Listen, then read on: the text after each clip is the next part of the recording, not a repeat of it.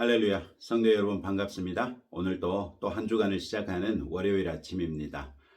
이번 한 주간도 말씀으로 시작하시는 성도 여러분들에게 말씀의 충만한 은혜가 함께 하시는 복된 주간 되시기를 우리 주님의 이름으로 축복합니다. 오늘 우리가 함께 묵상하는 하나님의 말씀은 누가복음 17장 20절부터 37절까지 말씀입니다. 오늘의 성경에서 예수님은 하나님 나라가 임하는 인자의 날에 대하여 설명하십니다. 바로 앞 단락에서 예수님은 사마리아 사람을 포함한 10명의 나병 환자를 고쳐주십니다. 이런 사건은 예수님의 능력에 대한 부인할 수 없는 증거가 됩니다. 이런 사건들을 현장에서 본 바리새인들이 오늘의 성경에서 예수님께 하나님의 나라가 어느 때에 임하니까 라고 여쭙습니다. 바리새인들의 이 질문은 사도행전 1장 6절에서 예수님의 제자들이 성령께서 임하실 날을 가리켜 주께서 이스라엘 나라를 회복하심이 이때니까 라고 여쭈었던 것과 동일한 질문입니다. 오늘의 성경에서의 바리새인들이나 사도행전 1장에서의 예수님의 제자들은 공통적으로 하나님의 나라를 공간적인 개념으로서 이스라엘이 로마 제국의 압제에서 벗어나 독립국이 되어 찬란한 역사를 펼쳐갈 그런 나라로 보았던 것이죠.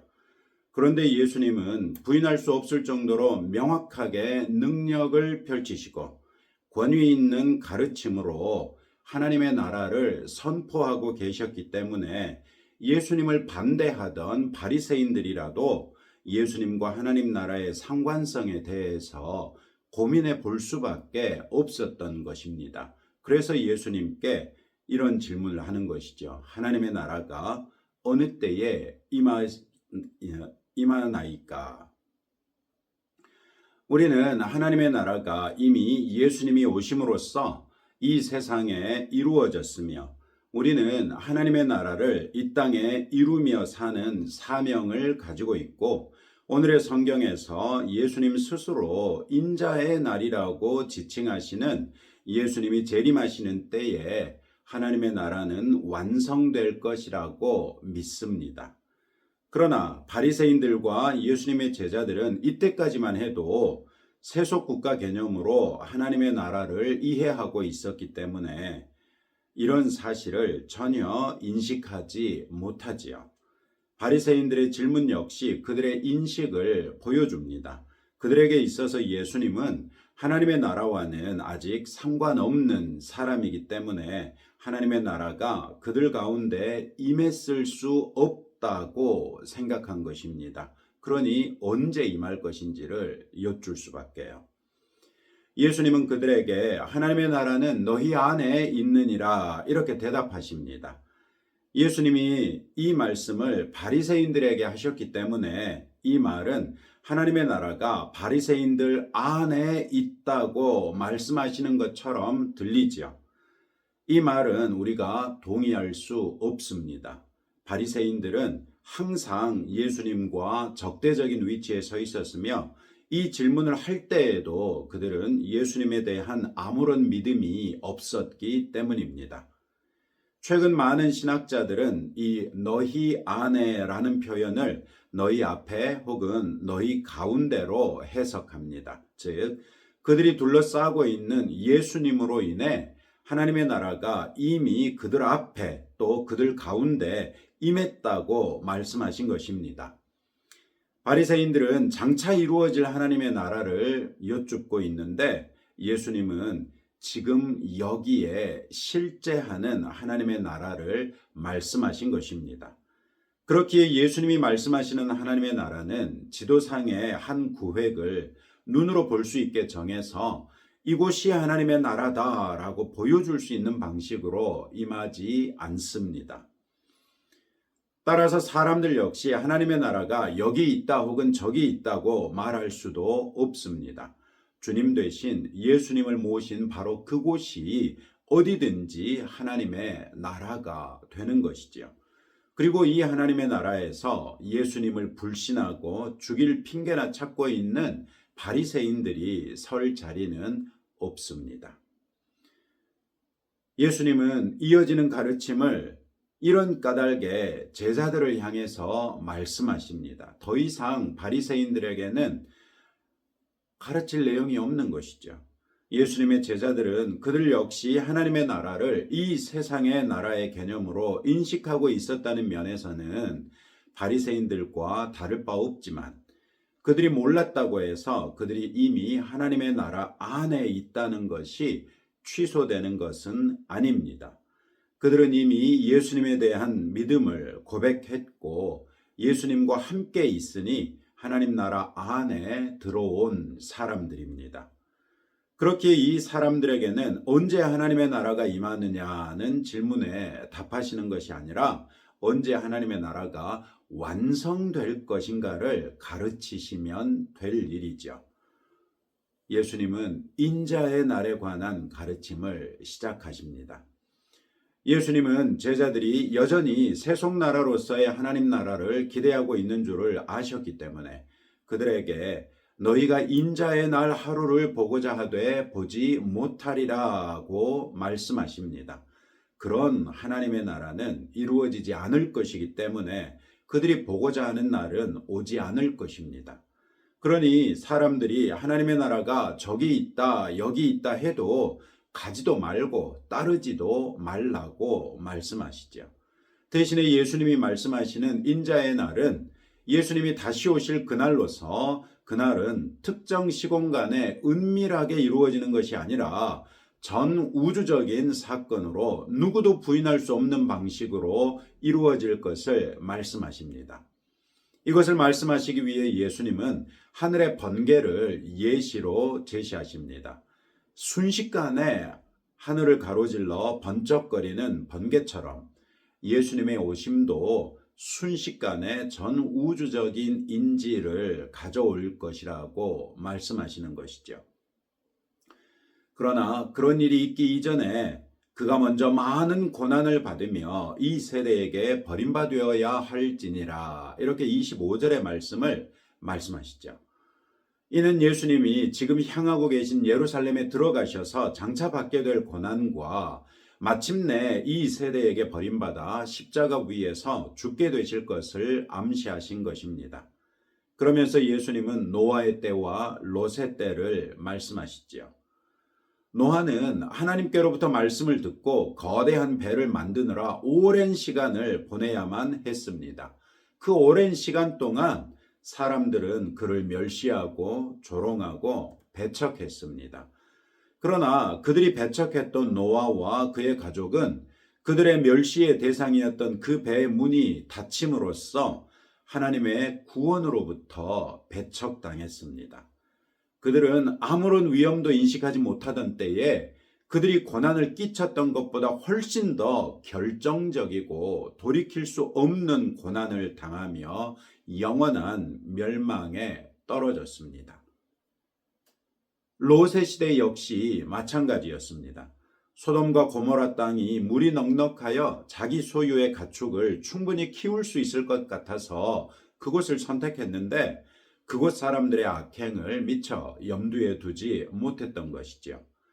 하나님께서 두 성을 유황불을 떨어뜨려 심판하실 때 그 이전까지 소돔과 고모라 성의 사람들 역시 먼 옛날 노아의 때 사람들이 그러했던 것처럼 먹고 마시고 장가들고 시집가고 사고 팔고 심고 집을 짓는 등 일상적인 삶을 계속했습니다.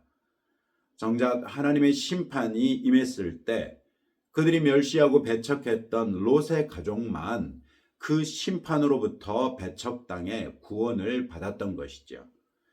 이처럼 그리스도 예수님으로 인해 배척당하고 고난당한 제자들은 예수 그리스도의 날이 이를 때에 그들이 배척하고 멸시하고 조롱했던 모든 사람들에게 당연하게 떨어지는 영원한 형벌로부터 배척당해 영원한 구원에 이르게 될 것입니다. 예수님의 날은 이런 일이 전 우주적으로 벌어지는 구원과 심판의 때가 될 것이죠. 우리는 예수님의 이런 말씀으로부터 우리 그리스도인들이 이미 하나님의 나라에 들어온 시민이라는 것을 알 수 있습니다. 우리들은 하나님 나라와 이 세상 나라의 이중국적자로 살고 있으나 이 세상은 예수님을 미워했던 것처럼 우리를 미워하지요. 비록 이중국적이지만 우리는 이 세상 나라의 법에 따라 사는 것이 아니라 하나님 나라의 법에 따라 살고 있기 때문입니다. 이 세상 나라의 법은 우리의 외적인 삶만을 강제할 뿐이지만 하나님 나라의 법은 우리의 외적인 삶뿐만 아니라 과거와 현재와 미래에 우리의 외적인 삶은 물론 내면의 삶의 원리가 되어서 우리를 영원토록 완전히 그러면서도 자발적으로 굴복시켰습니다. 우리는 우리 존재의 영원한 규범으로서 하나님의 말씀에 자원하여 순복하면서 하나님 나라의 완성을 소망하며 살고 있습니다. 이와 같은 우리의 삶에 세상이 우리를 미워하는 것은 당연한 것임을 다시 한번 상기하십시다. 그리고 세상이 우리를 어떻게 미워할지라도, 세상이 우리를 어떻게 배척할지라도 우리의 믿음을 끝까지 지키십시다. 그래서 결국은 그들에게 임할 영원한 심판이 그리스도 예수 안에 있는 우리를 배척하여 우리를 영원한 하나님 나라의 영광 속으로 밀어넣게 될 그날을 소망하며 살아보십시다. 할렐루야. 예수님은 이어서 전 우주적으로 예수님의 날이 임할 때에 제자들은 어떻게 해야 하는가를 31절 이하에서 말씀하십니다. 이때에도 롯의 아내가 반면교사로 등장합니다. 롯의 아내는 이 세상에서의 자신의 삶을 놓지 못해서 자신이 놓고 온 모든 것이 멸망 중에 사라지고 있는 것을 바라보다가 그 역시 멸망하여 소금 기둥이 되고 말았습니다. 그녀는 세상의 것들이 없이는 살 수 없다고 생각해서 자신이 살고자 할 때 필요한 것들을 사모하다가 오히려 그것들과 함께 망하고 말았습니다. 예수님은 롯의 아내를 언급하시면서 33절에서 무릇 자기 목숨을 보전하고자 하는 자는 잃을 것이요 잃는 자는 살리리라 이렇게 말씀하시죠. 예수님이 재림하시는 그날에 우리는 더 이상 세상의 것들을 붙들 이유가 없습니다. 그것들은 다 썩어 없어질 것들에 지나지 않아서 영원한 하나님 나라에 들어갈 수도 없거니와 설령 들어간다 하더라도 아무런 가치도 없기 때문입니다. 요한계시록 21장은 온통 예수님이 재림하시는 그날에 우리에게 내려올 새 하늘과 새 땅, 새 예루살렘이 얼마나 영광스럽고 찬란하며 화려한지 설명해 주고 있습니다.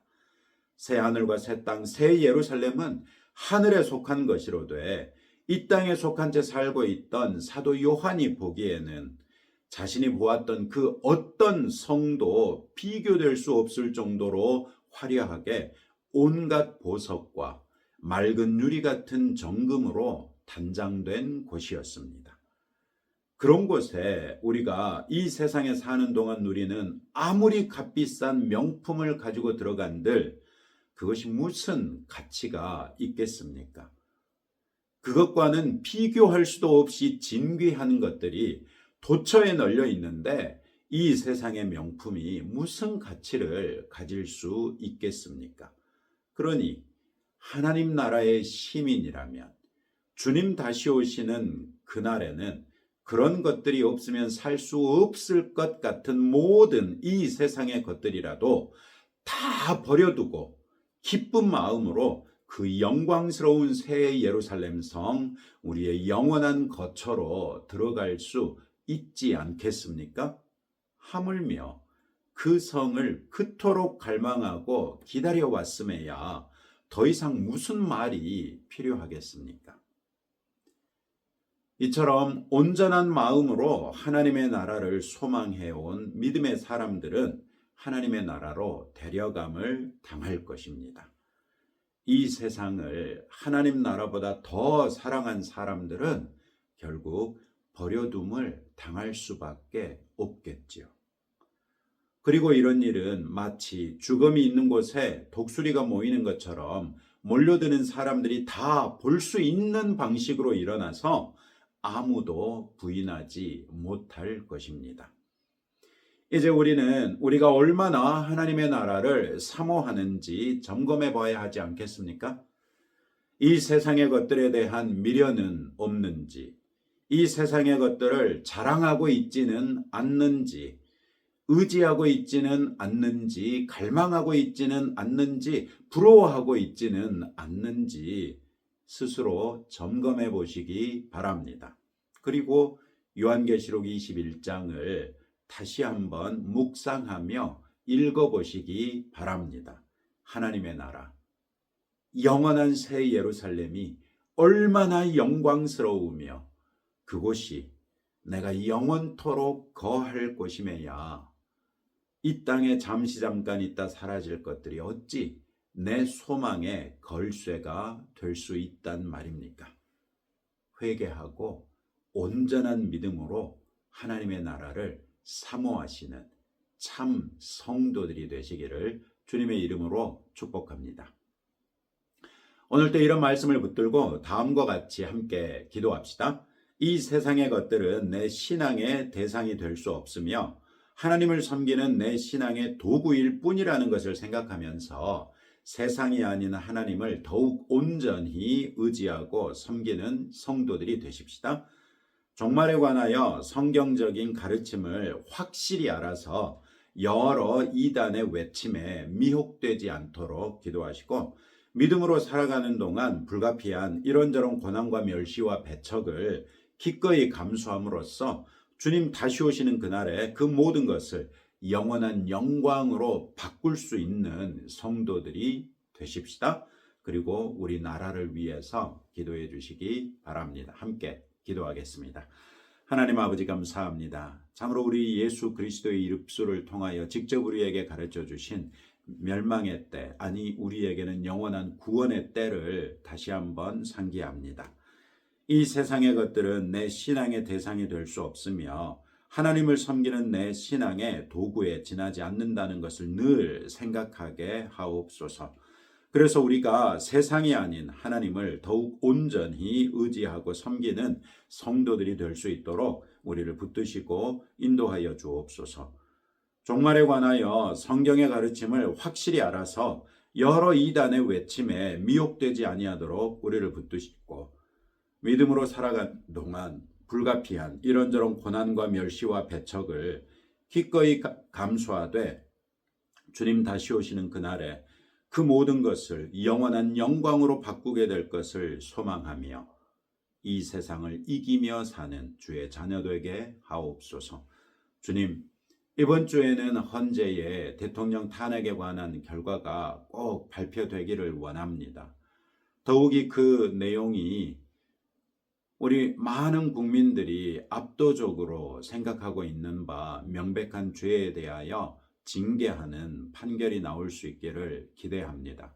하나님 아버지, 우리를 불쌍히 여겨주시고 특별히 우리나라가 여러 모양으로 분열되고 있는 때 교회가 그 분열에 일조하였은즉 이제는 싸매는 일에도 교회가 앞장설 수 있도록 목회자들을 채근하여 주시고 성도들을 채근하여 주시기 원합니다. 주님, 우리가 여기 있사온데 과연 우리는 이 시대에 주님이 쓰실 만한 주의 자녀들인지 우리 스스로를 점검하며 주 앞에 나서서 주님이 쓰시고자 하올 때에 무슨 일이든지 위하여 기꺼이 자원하여 헌신하는 주의 자녀 되게 하옵소서. 예수님 이름으로 기도합니다. 아멘. 네, 이번 한 주간도 주의 은혜 가운데 평안하시기를 축복하며 그런 소망을 담아서 기도하면서 하나님 앞에 나아가시기 바랍니다.